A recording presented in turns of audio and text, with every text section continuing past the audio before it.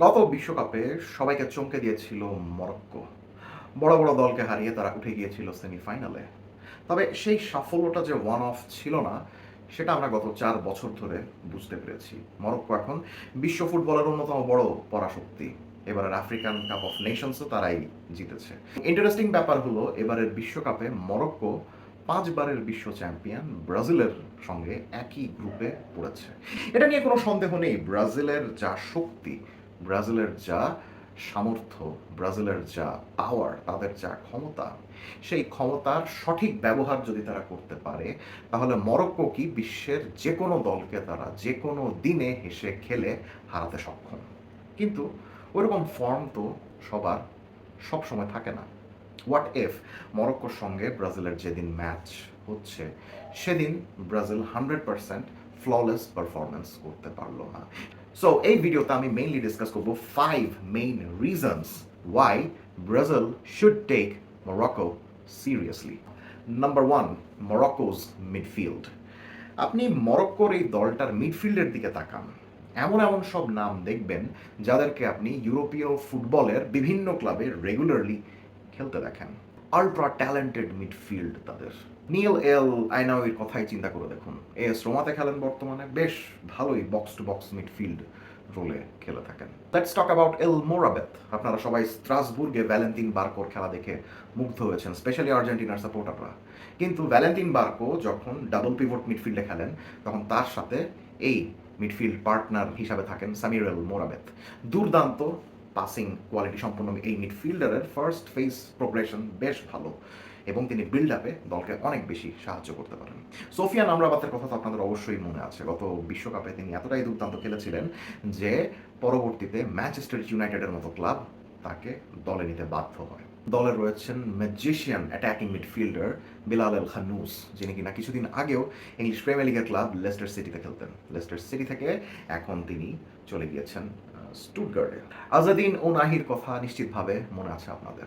2022 world কাপে Morocco যখন deep ব্লকে খেলতো, তখন সেন্ট্রাল ডিফেন্সিভ মিডফিল্ডের জোনগুলোতে সেলিম আমাল্লা এবং সোফিয়ান আমরাবাতের সাথে এই আজাদিন ওনাহি দুর্দান্তভাবে স্পেস ডিফেন্ড করতেন এবং সময় সুযোগ মতো বক্স টু বক্স মিডফিল্ডার হয়ে আক্রমণে চলে যেতেন। তিনি এবারও রয়েছেন। And who can forget about Brahim Diaz, Real মাদ্রিদের one of the brightest prospects right now, যিনি কিনা রাইট উইং থেকে শুরু করে অ্যাটাকিং মিডফিল্ড, সেন্ট্রাল মিডফিল্ড যে কোনো পজিশনে দুর্দান্ত খেলে থাকেন, এবং বলা হচ্ছে এই মরক্কো দলের সবচেয়ে প্রতিভাবান মিডফিল্ডার তিনি। দলে রয়েছেন highly versatile midfielder forward Ismail Saibari, যিনি কিনা একই সঙ্গে number 9 support striker, winger, attacking midfielder, দলের প্রয়োজনে যে কোনো ভূমিকাতে খেলতে স্বচ্ছন্দ, এবং বায়ার্ন মিউনিখের মতো দল তাকে এর মধ্যেই দলে নেওয়ার জন্য টানাটানি শুরু করে দিয়েছে। তিনি যখন সামনে খেলেন, তখন তার রোলটা হয় মরক্কো দলে অনেকটা ফলস নাইনের মতো। এই জিনিসটাও কিন্তু মরক্কোর একটা ইন্টারেস্টিং ট্যাকটিক্যাল চেঞ্জ, যেটা কিনা আমরা 2022 বিশ্বকাপে দেখিনি। 2022 বিশ্বকাপে আমরা দেখেছিলাম যে তারা মেইনলি প্রপার নাম্বার 9 নিয়ে খেলতো, যারা কিনা বক্সে ডমিনেট করে খেলতে পছন্দ করতেন। কিন্তু এবার আমরা দেখছি যে মরক্কোর মধ্যে চেঞ্জ এসেছে একটা, যে কারণে তারা শুধুমাত্র প্রথাগত নাম্বার 9ই নয়, বরং ফলস 9 নিয়েও খেলে থাকে, একটা প্রেসিং ফরওয়ার্ড নিয়েও খেলে থাকে, এবং সেই দায়িত্বটা সাইবারি দুর্দান্তভাবে পালন করে থাকেন। এবং of course I have to mention about a midfielder called Ayoub Bouaddi. ফ্রান্সের হয়ে খেলার কথা ছিল তার, ইভেন জিনেদিন জিদানের মতো মানুষও তাকে ফোন করে অনুরোধ করেছিলেন ফ্রান্সের হয়ে খেলার জন্য, বিকজ মোটামুটি সবাই জানেন যে এই বিশ্বকাপের পরে দিদিয়ের দেশও ফ্রান্সের দায়িত্ব ছাড়ছেন, এবং খুব সম্ভবত জিনেদিন জিদান ফ্রান্সের দায়িত্ব নিতে আসছেন। সো ফ্রান্সের দায়িত্ব যখন নেবেন জিদান, তখন তিনি তার দলে এই আইয়ুব বুয়াদ্দির মতো প্রপার সেন্ট্রাল ডিফেন্সিভ মিডফিল্ডার একজনকে চেয়েছিলেন। কিন্তু আইয়ুব বুয়াদ্দি ফ্রান্সের ডাকে সাড়া না দিয়ে মরক্কোতে চলে এসেছেন এবং রেগুলারলি খেলা শুরু করেছেন। সো তাদের মিডফিল্ড যে কতটা আল্ট্রা ট্যালেন্টেড, আই গেস এখন আর বেশি এক্সপ্লেন করার দরকার নেই, আপনারা বুঝতে পেরেছেন। নাম্বার 2, তাদের প্রেসিং স্কিম একটু চেঞ্জ হয়েছে, তাদের খেলার স্টাইল একটু চেঞ্জ হয়েছে। গত বিশ্বকাপে কোচ ওয়ালিদ রেগ্রাগির অধীনে আমরা যেটা দেখেছিলাম যে তারা মেইনলি ডিফেন্সিভ খেলতো, লো ব্লকে খেলতো। কিন্তু নতুন কোচ মোহামেদ ওয়াহবির আন্ডারে এই মরক্কো টিমটা ডিফেন্সিভ তো খেলেই, এই ডিফেন্সিভ খেলার সঙ্গে তারা নতুন করে একটা অ্যাসপেক্ট যুক্ত করেছেন, দ্যাট ইজ প্রেসিং। বল হারানোর 5 সেকেন্ডের মধ্যে তারা বল আবার জোগাড় করার জন্য পাগল হয়ে যায়, প্রতিপক্ষকে দুর্দান্তভাবে প্রেস করে এবং অসাধারণ ট্রানজিশনের মাধ্যমে উঠে যায়। সো নতুন কোচ এই বদলটাই নিয়ে এসেছেন। এখন আপনার প্রশ্ন হতে পারে যে নতুন কোচ কেন? আগের কোচের কি হয়েছে? মজার ব্যাপার হলো গত বিশ্বকাপেরও ২-৩ মাস আগে কোচ চেঞ্জ হয়ে ওয়ালিদ রেগ্রাগি মরক্কোর দায়িত্ব নিয়েছিলেন। সেই ওয়ালিদ রেগ্রাগি মরক্কোকে বিশ্বকাপের সেমিফাইনাল পর্যন্ত নিয়ে গিয়েছিলেন। এই বিশ্বকাপের আগেও ঠিক একই স্ক্রিপ্টের পুনরাবৃত্তি হয়েছে। ওয়ালিদ রেগ্রাগি চাকরি ছেড়ে দিয়েছেন এবং তার জায়গায় এসেছেন ওয়াহবি। সো এই কোচ খুবই ট্যালেন্টেড একজন কোচ এবং তিনি এসেই দলকে একদম প্রপার ডিফেন্সিভ দল হিসাবে পরিচিত না করিয়ে তাদের খেলার মধ্যে এই প্রেসিংয়ের অ্যাসপেক্টটা নিয়ে আসছেন। আগে ২০২২ বিশ্বকাপে আমরা পর্তুগালের এগেনস্টে বা স্পেনের এগেনস্টে মরক্কোর যে খেলাগুলো দেখেছিলাম, সেখানে তাদের মেইন ফোকাস ছিল ডিফেন্স করার ক্ষেত্রে। লো ব্লকে তারা ডিফেন্ড করতেন, তারা ওই ছোট জোনগুলো খুবই অ্যাগ্রেসিভলি ডিফেন্ড করতেন, যে কারণে দেখা যেত যে নিজেদের ডি বক্সের সামনে বা নিজেদের অর্ধে মরক্কোর খেলোয়াড়রা এমন দুর্দান্তভাবে ডিফেন্ড করতো যে প্রতিপক্ষরা চাইলেও তাদেরকে ভেদ করে গোল করে আসতে পারতো না, তাদেরকে ঠিকমতো পেনেট্রেট করতে পারতো না। Number 3, the coach. কোচ সম্বন্ধে তো আগে বললামই, বাট এই কোচটা কে একটু গল্প দেওয়া দরকার বলে আমি মনে করি। গত বছর আপনাদের নিশ্চয়ই মনে আছে যে আর্জেন্টিনা আন্ডার-20 ওয়ার্ল্ড কাপের ফাইনাল পর্যন্ত গিয়েছিল, কিন্তু তারা শিরোপা জিততে পারেনি। তারা হেরে গিয়েছিল মরক্কোর আন্ডার-20 দলের কাছে। আপনি কি জানেন যে ওই মরক্কোর দলটার কোচ কে ছিলেন? ওই মরক্কো দলটার কোচ ছিলেন এই ওয়াহবি। ওয়ালিদ রেগ্রাগি চলে যাওয়ার পরে নিজেদের সিস্টেমের মধ্য থেকেই এই ওয়াহবিকে প্রমোট করেছে মরক্কো ফেডারেশন। নাম্বার 4, দেয়ার রাইট উইং। রাইট উইংয়ের কম্বিনেশন মরক্কোর অসাধারণ। স্পেশালি তাদের রাইট ব্যাকে রয়েছে আশরাফ হাকিমির মতো বিশ্বসেরা একজন রাইট ব্যাক। তাদের রাইট উইংয়ে খেলেন ব্রাহিম দিয়াজের মতো ক্রিয়েটিভ একজন খেলোয়াড়, যিনি কিনা রাইট উইংয়ের পাশাপাশি সেন্ট্রাল অ্যাটাকিং মিডফিল্ডার এবং রাইট হাফ স্পেসের জোনগুলোতেও রেগুলারলি ফ্রিলি রোম করে থাকেন। শুধু তাই নয়, ইসমাইল সাইবারি যখন নাম্বার 9-এর ভূমিকায় খেলেন, ফলস 9-এর ভূমিকায় খেলেন, তখন ওই ব্রাহিম দিয়াজ এবং আশরাফ হাকিমির সঙ্গে কম্বিনেশনটা মেনটেন করার জন্য কখনো কখনো ডান দিকে চলে আসেন। আবার আজাদিন ওনাহি মিডফিল্ডার যখন খেলেন, তখনও আমরা কিন্তু তাকে কখনো কখনো একটু ডান দিকে ঝুঁকে যেতে দেখি। ফলে এই চারজনের মধ্যে কম্বিনেশনটা দুর্দান্ত হয়। আর এই চারজনের মধ্যে কম্বিনেশনটা যখন দুর্দান্ত হয়, তখন মরক্কোর ডান দিককে ঠেকানোর মতো তেমন কোনো দল পাওয়া যায় না এই বিশ্বে। গত বিশ্বকাপে সেমিফাইনালে ফ্রান্সের সাথে মরক্কো যখন খেলেছিল, মরক্কো কিন্তু ফ্রান্সকে অনেক যন্ত্রণা দিয়েছিল, কিন্তু at the end of the day France তাদেরকে হারিয়ে ফাইনালে উঠে গিয়েছিল। এই যে ফ্রান্স তাদেরকে হারিয়েছিল, এটার পেছনে অন্যতম কারণ ছিল কোচ দিদিয়ের দেশর ট্যাকটিক্যাল মাইন্ড। উপরে কিলিয়ান এমবাপ্পে খেলছিলেন, তিনি সেরকম প্রেস করছিলেন না। তিনি যে কোনো ম্যাচেই তেমন প্রেস করেন না, সেটা রিয়াল মাদ্রিদের হয়ে হোক বা ফ্রান্সের হয়ে হোক, আপনারা সবাই জানেন। সো ওই ম্যাচে আমি লাস্ট দেখেছিলাম যে কিলিয়ান এমবাপ্পে লেফট উইংয়ের জোনগুলোতে নেমে এসে সমানে প্রেস করছেন এবং দলকে ডিফেন্সিভলি সাহায্য করছেন, বিকজ মরক্কোর রাইট সাইড অতটাই ডেঞ্জারাস ছিল। আশরাফ হাকিমি সেই ম্যাচে এতটাই ডেঞ্জারাস ছিল।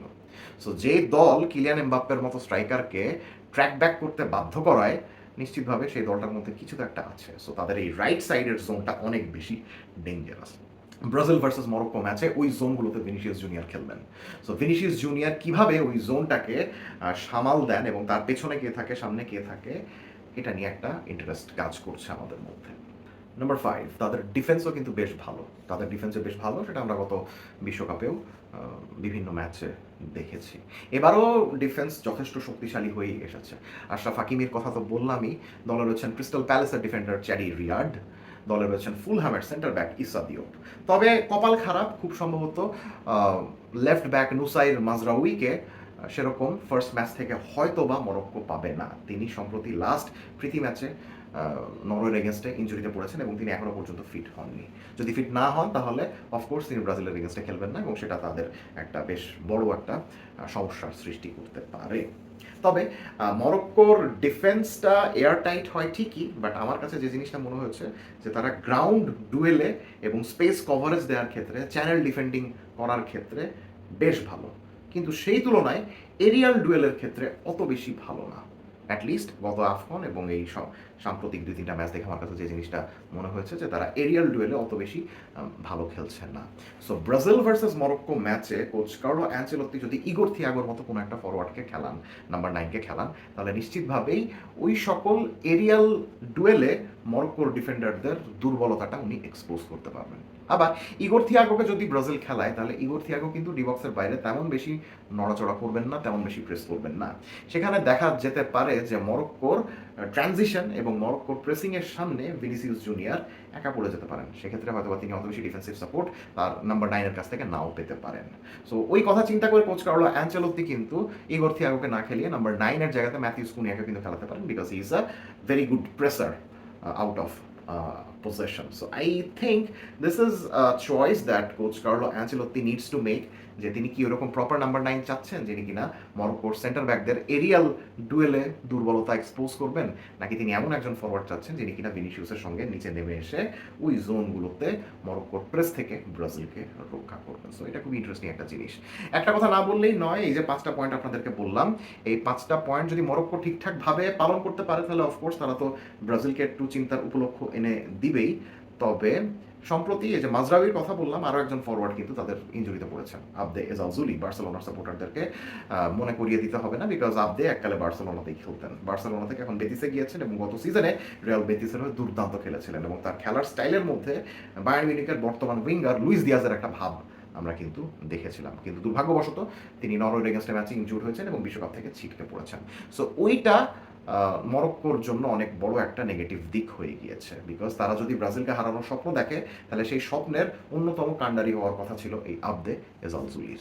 সো আবদে যেহেতু খেলছেন না, তাই আমার কাছে যেটা মনে হয় যে মরক্কোকে অনেক বেশি মিডফিল্ড হেভি হয়ে খেলতে হবে, যেহেতু তাদের অনেক দুর্দান্ত মিডফিল্ডার রয়েছে। তারা যদি 2018 ক্রোয়েশিয়ার মতো মিডফিল্ড হেভি একটা ফরমেশনে খেলে তাহলে হয়তোবা আমরা তাদের কাছ থেকে একটা পজিটিভ রেজাল্ট দেখতে পারি। তাদের অনেকগুলো যেহেতু মিডফিল্ড বেসড খেলোয়াড় রয়েছে। Coach Wahbi needs to find the proper combination to play all this midfielders in the same starting line up. Comment সেকশনে জানিয়ে দিবেন ব্রাজিল ভার্সেস মরক্কো ম্যাচে আপনি কি এক্সপেক্ট করছেন, যে মরক্কোর খেলা কেমন হতে পারে এবং ব্রাজিলের মাথার চিন্তার ভাঁজ তারা কতটুকু বাড়াতে পারে। Let's have a discussion.